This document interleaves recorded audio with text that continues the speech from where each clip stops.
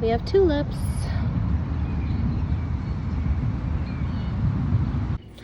Hi guys, so a few more things popped today. This is a tray of aster.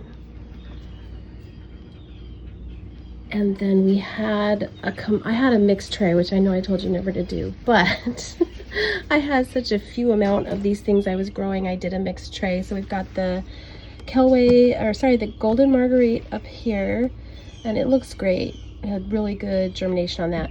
This is my mahogany splendor hibiscus, also really good germination on that.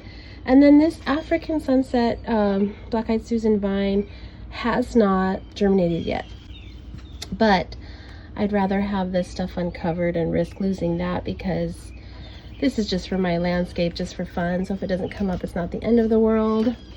Let's look over here. Sorry. Not seeing, oh, I do see something over here. Okay, so this is agrostemma, ocean pearls and purple queen, which is part of my second set of agrostemma. So that's there. Okay, and then, sorry for the jerky camera. I think it's just the rest of the agrostemma that's coming up. Let's see, yeah, that's agrostemma, yeah, all this is agrostemma. I had to do 8 more trays, so that's all coming up. So I'm going to remove all the tray lids on those, but that is it for today. Hey guys, so today is February the 17th, and I have finished pruning and cleaning up outside, and so that took me about 2 weeks, give or take. I'm not working like a full day. I'm working about between 4 and 5 hours a day, and sometimes I have help, sometimes I don't. So that took me about 2 weeks to do that. We had some more seed germinate today that I pulled the lids off, and I'll show you that video at the end. And the last thing I wanted to talk about, we're not starting any seeds today, is our dahlias, which we potted up in January. So they are just now putting up growth that we can cut off of to propagate. So I'm going to flip the camera down, and I'm going to show you how I take my cuttings off the dahlia, and I'm going to show you the medium I use to keep those growing until they can go outside. Okay, so you're going to get conflicting information on how to do this. So I'm just showing you what I did last year, and I had great success with this. I would say 90% of the cuttings I took survived, which is a pretty high rate. So I do not use any kind of tools or anything to separate my growth from the dahlia tuber. I just kind of dig down until I get to where I can see it's connecting to the tuber, and I just rip it off. Okay, so very, nothing special. And now I'm just gonna take these bottom leaves that are growing real close to the bottom of the plant. I'm gonna pull those off.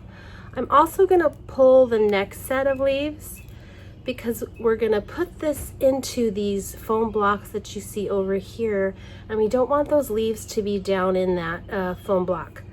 So there's our cutting, which I didn't cut, I just used my hands. And let me show you this propagation material that I've got here. Okay, so this is something you can get from Oasis, and it's just a propagation tray, I believe is what they call it. And these come dry, and so you're gonna have to soak these in water, either by putting them in a tray of water and letting them soak up that water, or you can pour water over it really slow, just so that your block is completely wet. You don't want it to be dry. So now, because I don't want to just force this down in there because it might break, these are really fragile, I just have a little tool. I forget where it came from, but it's basically like a pencil shape. So if you don't have anything special for your garden, you can just use this as like a pencil. And I'm actually going to start over here in this corner, because I work left to right, back to front. That's just how I always do things. We want to label this, make sure we keep it separate from everything else. So I take my pencil tool, and there's a star cut shape in each one of these blocks. I look for that, and I'm just going to shove it all the way down till I touch the bottom. Because I want this basically to go straight into water almost. So I'm just going to gently push this in here until it stops. Okay, we don't want to force it. Like I said, we're going to break it if we force it. And so every time you take a cutting off a dahlia, this is what you're going to do. And by I would say May, maybe even April, you're going to be able to pull these out, and you're going to be able to see a ton of white roots on the bottom surrounding this block. And you can just plant this straight out. You don't have to do anything special. Don't remove the foam from the block. Now I will switch to like a seaweed fertilizer after these have had about a month in here probably, just to give them some kind of nutritional support, but they really don't need it. I think last year I didn't even use the seaweed fertilizer. The other thing you want to make sure you do is label. So because I'm not going to have 72 cuttings off this tuber, I start a new variety down each row. And by the end of my cutting season, when I'm done cutting off these dahlias, I will have probably two full things of these, which is amazing if you think about how you can increase your supply each season rather than buying in tubers, because tubers are really expensive. So main idea with these is you want to keep them moist. You don't want these to dry out, but you don't want them to like soggy sitting in water. And feed them every now and again, and don't put them outside until there is absolutely no risk of frost, which for us is probably about May. Okay, so here it is on the light shelf system. I've got it pulled forward just a little bit so it can get that light. There's nothing else growing in this tray, so I might as well center the growth on the light. Sorry. I do not put a dome over mine. I know some people do, but I just leave it open air. I don't even put a dome on the containers that are growing the tubers, or that are starting the tubers. So yeah, I just leave it like that. Okay, so today is February the 18th, I believe, and we're out covering our ranunculus that we planted a couple days ago on Monday. And we are going to get some 17-degree nights this week, 2 of them. So this frost cloth is rated 60, which means it will increase the temperature inside 8 or 9 degrees. So that's barely what we need. Hopefully it'll be okay. But yeah, we'll definitely give you results. I think I'm going to keep it on until next Friday. So we have some freezing temperatures, which are fine for ranunculus, but ideally we'd keep them above freezing. So anyway, I got this set up from Never Sink Tools. If you're interested, this is the best method so far. It was so easy to put up. It took like maybe an hour, not even, with 2 people. So it's a really good option.